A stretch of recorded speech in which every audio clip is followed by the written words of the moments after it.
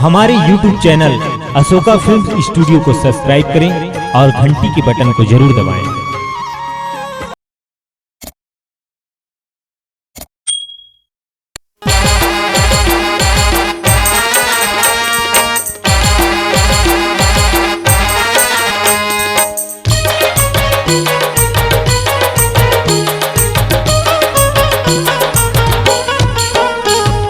खेले नहीं हंस होली सफेद दिखत है चोली, तै खेले नहीं हंस होली सफेद दिखत है चोली। हे गोरी रे आना रंगा हूँ तोर चोली, हे रानी रे संग माँ खेल बोरे होली। आना रंगा हूँ तोर चोली, हे रानी रे संग माँ खेल बोरे होली।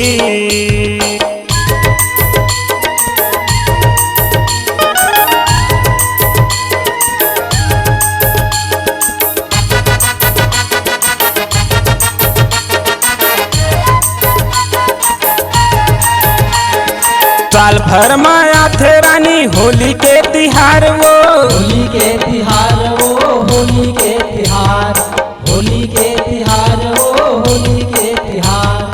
अब तो आज मोर मन है बेकरार वो, मन है बेकरार वो, मन है बेकरार, मन है बेकरार वो, मन है बेकरार। खेले नहीं हंस होली सफेद दिखत है चोली, तै खेले नहीं हंस होली सफेद दिखत है चोली। हे गोरी रे आना रंगा हूँ तोर चोली, हे रानी रे संग माँ खेल बोरे होली। आना रंगा हूँ तोर चोली, हे रानी रे संग माँ खेल बोरे होली।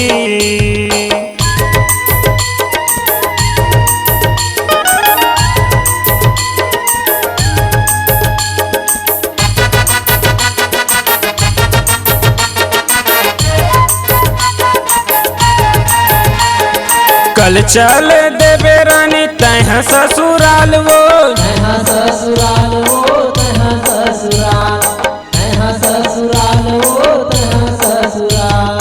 आज रंगवाल न तोर गोरी गोरी गाल वो, गोरी गोरी गाल वो, गोरी गोरी गाल, गोरी गोरी गाल वो, गोरी गोरी गाल। तै खेले नहीं हंस होली सफेद दिखत है चोली, तै खेले नहीं हंस होली सफेद दिखत है चोली। हे गोरी रे आना रंगा हूँ तोर चोली, हे रानी रे संग माँ खेल बोरे Holi.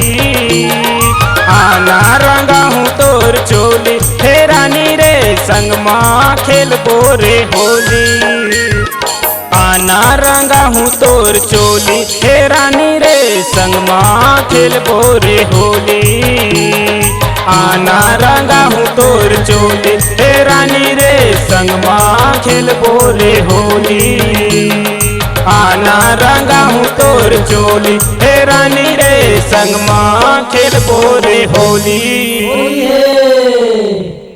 Ashoka films audio and video recording studio Kawardha.